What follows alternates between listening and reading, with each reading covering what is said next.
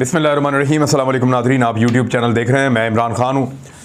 FIA ने वज़ीर आज़म पाकिस्तान शहबाज शरीफ साहब की गिरफ़्तारी के लिए और वज़ीर आला पंजाब हमज़ा शहबाज की गिरफ़्तारी के लिए इजाज़त मांग ली है अदालत से। देखें, एक वज़ीर आज़म पाकिस्तान है, एक वज़ीर आला पंजाब है और दोनों ज़मानत के ऊपर हैं। दोनों के ऊपर करप्शन के मुकदमात हैं, मनी लॉन्ड्रिंग दोनों ने मुबैना तौर पे की हुई है और दोनों मुल्ज़िमान हैं और दोनों रिश्वत लगा के, पैसे खर्च के, ताकत इस्तेमाल करके, मुनहरिफ अराकीन को ख़रीद के और बेतहाशा वसाइल इस्तेमाल करने के बाद एक रजीम चेंज ऑपरेशन करते हुए बहुत सारे इदारों की मदद से आधी रात को अदालतें खुल गईं, कैदियों की वैन्स भिजवा दी गईं और हर किस्म की धौंस, धांधली और बेईमानी करते हुए बाप वज़ीर आज़म पाकिस्तान बन गया और बेटा वज़ीर आला पंजाब बन गया। पंजाब इतना बड़ा सूबा है कि दुनिया के सैकड़ों मुल्क उससे छोटे हैं। 10 करोड़ से ज़्यादा की उसकी आबादी है। वो है पंजाब, इतना बड़ा सूबा। उसका वज़ीर आला बना दिया एक ऐसे शख्स को जिसको मुर्गी के कारोबार के अलावा किसी और चीज़ का नहीं पता था, जिसको ये भी नहीं पता कि उसके अकाउंटों में अरबों रुपए कैसे आए।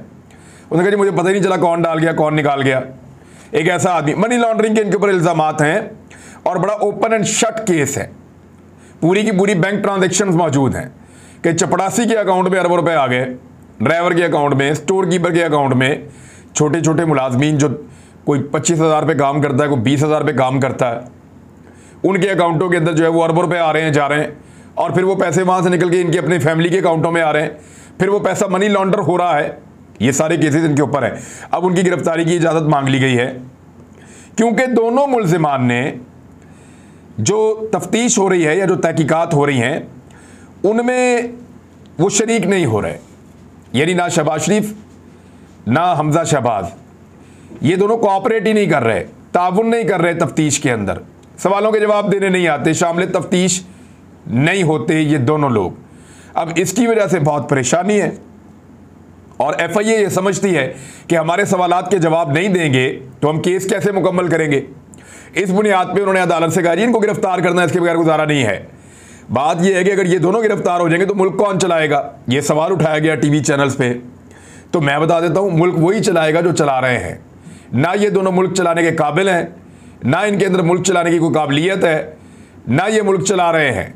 मुल्क वही चलाएंगे जो मुल्क चला रहे हैं और आप सब जानते हैं कि मुल्क कैसे चल रहा है। शहबाज शरीफ साहब और हमज़ा शहबाज साहब, इनके लिए हॉट वाटर्स है और बहुत मुश्किल पड़ी हुई है। 12 बज रहे होते हैं इनकी शक्लों के ऊपर और इमरान खान ने यह भांप लिया। साबिक वज़ीर आज़म इमरान खान ने एक और खिताब किया। उसने कहा एक अजीब सा खौफ है शहबाज शरीफ के मुंह के ऊपर, इसके चेहरे पे घबराहट है। बूट पॉलिश करके इसने अपनी शक्ल देखी बूट के अंदर और इक़्तिदार में आ गया, लेकिन अब इक़्तिदार में आ गया तो जिम्मेदारी लेने को तैयार नहीं है। शहबाज शरीफ कहता है कि हमने बारूदी सुरंगें बिछाई हैं। इमरान खान साहब ने कहा कि शहबाज शरीफ का ये कहना है कि हमने बारूदी सुरंगें बिछाई हैं, लेकिन बारूदी सुरंगें तो हमारे लिए बिछाई गई थी जब नून लीग की हुकूमत ख़त्म हुई थी। ये इमरान खान साहब ने दावा किया और ये हुकूमत जो है वो मुल्क को तबाही की तरफ लेकर जा रही है। मैं अब आपको बताऊंगा कि आर्मी चीफ ने, जनरल कमर जावेद बाजवा साहब ने हम सहाफ़ियों को क्या बताया था कि वो कौन है जिसने मुल्क में बारूदी सुरंगें बिछाई। क्या शहबाज शरीफ का बयान ठीक है कि इमरान खान ने बारूदी सुरंगें बिछाई, या इमरान खान का बयान ठीक है कि नवाज शरीफ ने और नून लीग ने इमरान खान के आने से पहले बारूदी सुरंगें बिछाई। इसमें जनरल कमर जावेद बाजवा साहब ने एक बड़ा फैसला कुन और बड़ी ज़बरदस्त बात हमें बताई थी। सहाफ़ियों को, हम लोग वहाँ इकट्ठे थे, उस वक्त तो हमने ये बात नहीं की, लेकिन मैं आपको पूरे वसूख के साथ और यकीन के साथ, इसलिए कि मैं उस मीटिंग में मौजूद था और बहुत सारे लोग इसकी गवाही देंगे, और क्योंकि अब ये लड़ाई हो रही है तो ये चीज़ अब सामने लाई जानी चाहिए कि बाजवा साहब ने हमें क्या बताया था। लेकिन उससे पहले सलमान शहबाज के वारंट गिरफ्तारी जारी हो गए हैं। ये सलमान शहबाज के एक मरतबा फिर वारंट गिरफ्तारी जारी हो गए हैं। ये कौन आदमी है?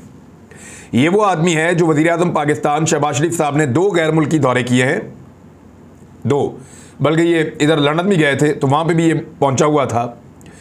तो ये जो 3 गैर मुल्की दौरे किए हैं शहबाज शरीफ साहब ने, इन तीनों दौरों में ये शख्स Salman Shahbaz state protocol enjoy करता रहा है और रियासत पाकिस्तान की जानिब से दौरों में शामिल रहा है।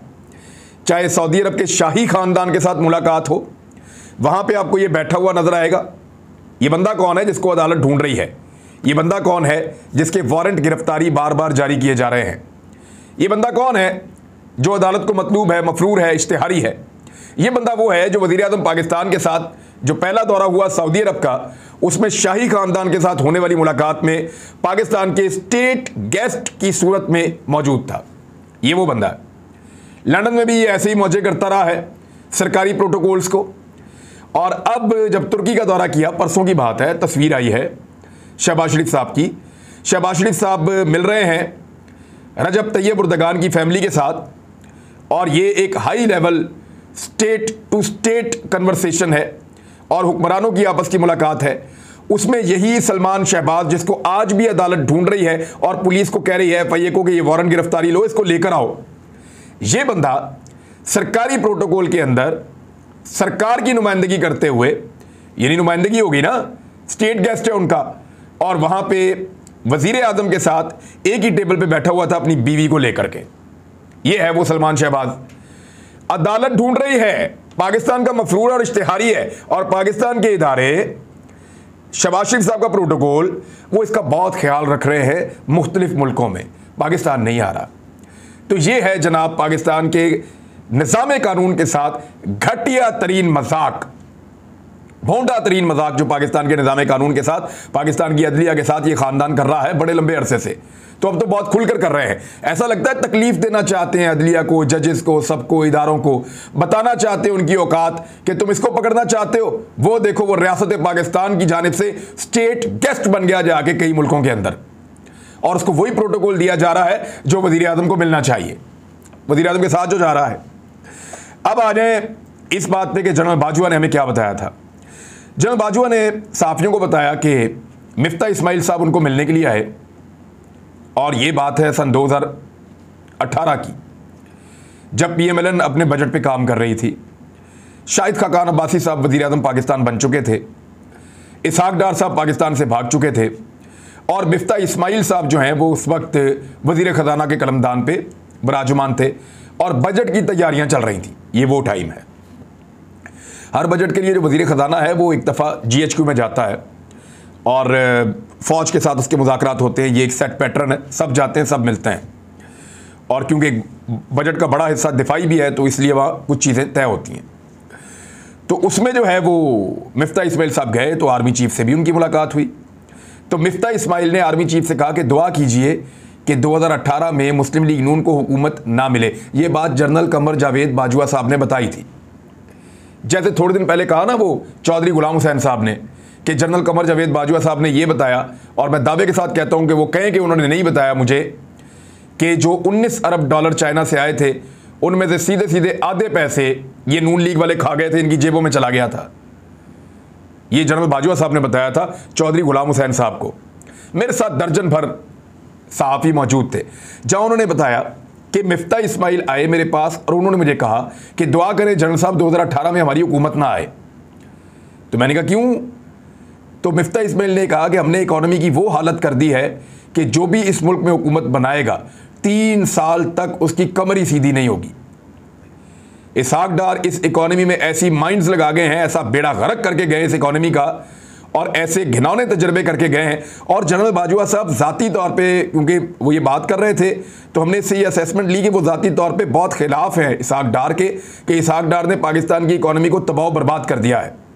इस मौका पर जनरल बाजवा साहब ने ये वाली मिसाल देके हमें बताया था कि दुआ कीजिएगा कि हमारी हुकूमत ना आए 2018 में। अगर हमारी हुकूमत आ गई तो हम नहीं संभाल पाएंगे इकॉनमी, क्योंकि जो भी आएगा 3 साल तक उसकी कमर ही सीधी नहीं हो पाएगी जो इसहाक डार इस इकॉनमी के साथ करके गया है। ये मिफ्ता इस्माइल ने आर्मी चीफ को बताया, और आर्मी चीफ ने हमें बताया। तो ये अब किसने किसके लिए माइंड्स बिछाई ये तो पता चल गया आपको, लेकिन चले इसमें एक चीज़ आपको और भी बता देते हैं। आपको ये बता देते हैं कि एक्चुअली मईशत की सूरत हाल क्या है। जब PMLN की हुकूमत ख़त्म हुई तो 7 अरब डॉलर के ज़खायर वो छोड़ कर गए थे। 7 अरब डॉलर के ज़खायर उन्होंने छोड़े थे जब PMLN की हुकूमत ख़त्म हुई थी। लेकिन उसके बाद आ जाती है जनाब हुकूमत PTI की, तो 7 अरब डॉलर की कम तरीन सतह पे मुल्की रिजर्व वो छोड़ कर गए थे। PTI इसको अगस्त 2021 तक 20 अरब डॉलर तक ले गई थी, बाद में तेल की कीमतें बढ़ी तो उनको बैलेंस करना पड़ा, पेमेंट को थोड़ा कम हुआ, लेकिन जब मार्च 2022 आया तो ये रिजर्व 16 अरब डॉलर तक थे, उससे ज़्यादा थे, 16 अरब डॉलर से ज़्यादा थे जब शहबाज शरीफ ने हुकूमत छीनने की कोशिश की और हुकूमत लेना शुरू की और हुकूमत ले ली। और इस वक्त जब शहबाज शरीफ की हुकूमत है तो ये रिजर्व वापस 9 अरब डॉलर पे पहुंच गए हैं, और जिस तरह ये मुल्क को चला रहे हैं लगता है ये तबाह बर्बाद कर देंगे। तो ये तो आदाद शुमारा वो मैंने आपको बता दिए हैं। अब एक और तस्वीर आजकल सोशल मीडिया पे गर्दिश कर रही है, ज़रा इस तस्वीर को आप देखिए। ये हमारे इस मुल्क के बेटे हैं, पाक फौज के जवान हैं, यूनिफॉर्म पहना हुआ है, हमारा पाकिस्तान का फ़ख्र है, हमें शोहदा की कुर्बानियों पे फ़ख्र है और इनकी वजह से पाकिस्तान सलामत है। इन्होंने बगैर शिकवे के, बगैर शिकायत के पाकिस्तान के लिए कुर्बानियाँ दी हैं। पाकिस्तान की हर सरहद पर जो लकीर खिंची है वो इनके खून के साथ खिंची है। कौन सा पाकिस्तान का ऐसा कोना है जहाँ इन्होंने कुर्बानी नहीं दी? शहरों के अंदर तक इन्होंने लड़ाई लड़ी है, बहुत सारे कामयाब ऑपरेशंस किए हैं। दुनिया में कोई वो नहीं कर पा रहा था जो इन्होंने किया, और ये सारा कुछ ये पैसों के लिए, तनख्वाह के लिए नहीं करते, इज्जत के लिए करते हैं, फ़ख्र के लिए करते हैं। तो इनकी तौहीन ना की जाए, मेरी ये गुजारिश है। ये तस्वीर जब मैंने देखी तो मुझे बहुत दुख हुआ। पैसों के लिए कोई ऐसा नहीं करता जो कुर्बानी हमारी फ़ौज के जवान देते हैं। इस वर्दी के ऊपर जो है वो पूरी कौम नाज करती है, फ़ख्र करती है, इनसे प्यार करती है। इन पाकिस्तानी बेटों की तो तौहीन ना करें ना मुस्लिम लीग नून वाले। अपने इंपोर्टेड वज़ीर आज़म को संभाल कर रखें और काबू करके रखें कि अपने जज्बात पे काबू करें। उन्हें बावर्दी सामने बिठाकर लेक्चर देगा, ये वज़ीर आज़म देगा? क्या ये जायज़ है? कोई भी गैरतमंद पाकिस्तानी इस बात को बर्दाश्त करेगा कि उनके सबसे बेहतरीन इदारे को, जिसके ऊपर कोई दाग नहीं है, जिन्होंने बेशुमार कुर्बानियां दी हैं, एक ऐसा आदमी बैठ के लेक्चर देने की कोशिश करे जिसके ऊपर मनी लॉन्ड्रिंग के केस है, जिसके ऊपर करप्शन के इल्ज़ामात हैं, जो जमानत के ऊपर है, जिस बंदे को इदारे गिरफ्तार करना चाहते हैं, जिसका ओपन एंड शट केस है 2 नंबरी का और फ्रॉड का, ऐसे बंदे को, जिसका भाई मुजरिम है, सजा याफ्ता और भागा हुआ है पाकिस्तान से बाहर, जिसका एक बेटा इश्तिहारी है और दूसरा उसके साथ शरीक मुजरिम है, उसको बैठ के सुनेंगे? मेरे ख्याल में ये एक डिसिप्लिन्ड फोर्स है। वो अपने मुंह से तो आपको ये नहीं कहेंगे कि आप ये ना करें, लेकिन क्या ये अच्छा लगता है कि एक मुलजिम जो जमानत के ऊपर है वो जाए और जाकर पाक फौज को, जो यूनिफॉर्म के अंदर बैठे हुए हमारे जवान हैं जिनका पाकिस्तान पे बहुत एहसान है, उनको जाके लेक्चर दे?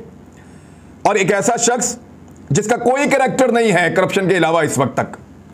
यदि आप नीट एंड क्लीन हो जाएं, आके इलेक्शन लड़ें और वज़ीर आज़म पाकिस्तान बन जाएं और फिर आप अपने सारे शौक पूरे कर लें। यदि एक आम यूनिवर्सिटी का नौजवान भी होता है ना, वो इस तरह के मुतनाज़े लोगों से डिग्री लेने से इनकार कर देता है, ऐसे लोगों से असनाद लेने से लोग इनकार कर देते हैं, ये नौजवान कर देते हैं। लेकिन फ़ौज एक डिसिप्लिन्ड इदारा है, वो ऐसा नहीं कर सकता। तो आप उनके जज्बात के साथ ना खेलें, उनकी तौहीन करना बंद करें, और मुस्लिम लीग नून को चाहिए कि अपने वज़ीर आज़म को काबू करके रखें। ये लोग सरहद पे गोली तो खा सकते हैं, लेकिन इस बात की शिकायत नहीं कर सकते जो तकलीफ आप इन्हें दे रहे हैं। बहुत सारे हमारे फौजी दोस्त हैं, बहुत सारे प्यार करने वाले, हमें पता है उनके दिल पे क्या गुजरती है जब इस तरह की चीज़ें की जाती हैं, और वो बोलते इसलिए नहीं है कि वो डिसिप्लिन है, और अल्लाह ताला उन्हें ऐसे ही कायम रखे।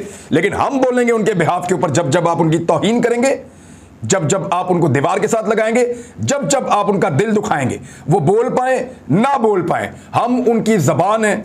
हम बोलेंगे कि एक ऐसा इंपोर्टेड वज़ीर आज़म जो धांधली करके, जोर लगा के, 2 नंबरी करके, लोगों को साथ मिला के, चंद अफराद की ख्वाहिशात और अना को बुलंद करके वो आकर ज़बरदस्ती इक़्तिदार में बैठा है एक रजीम चेंज ऑपरेशन के नतीजे में, और उसके ऊपर कितने खौफनाक और घटिया इल्ज़ामात हैं।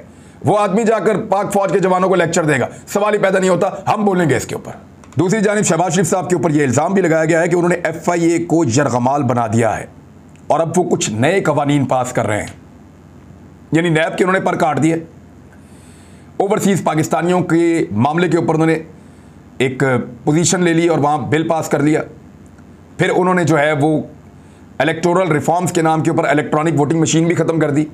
अब वो कुछ नई चीज़ें भी करने जा रहे हैं। मैं नैब के ऊपर मैंने पूरी तैयारी की हुई है, मैं आपको एक पूरा वीलॉग, बल्कि अगले वीलॉग में आपको करके बताता हूँ मैं कि ये क्या करने जा रहे हैं।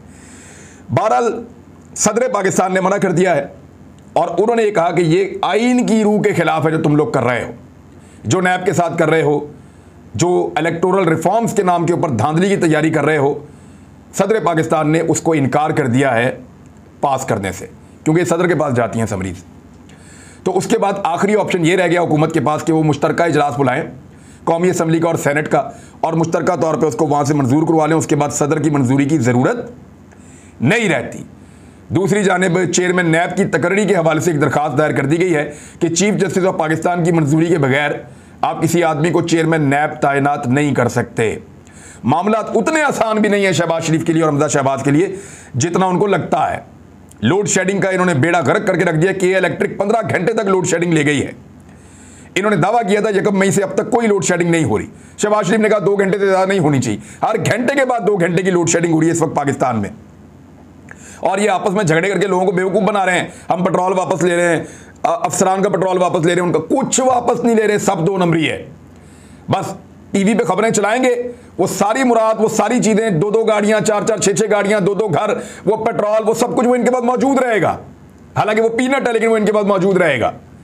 ये कोई चीज़ नहीं छोड़ेंगे, ये सिर्फ अवाम का खून और अवाम का पसीना निचोड़ेंगे और अवाम की जान निकाल के छोड़ेंगे, जो ये इस वक्त तक कर रहे हैं।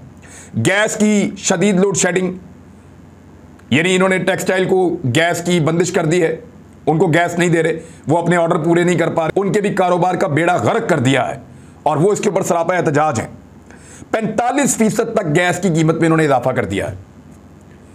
5% इजाफा हो जाता ना खुदा न खास्ता इमरान खान के दौर में, तो मीडिया ने बेड़ा गर्क कर देना था, पाकिस्तान तहरीक इंसाफ का पूरा उधेड़ के रख देना था।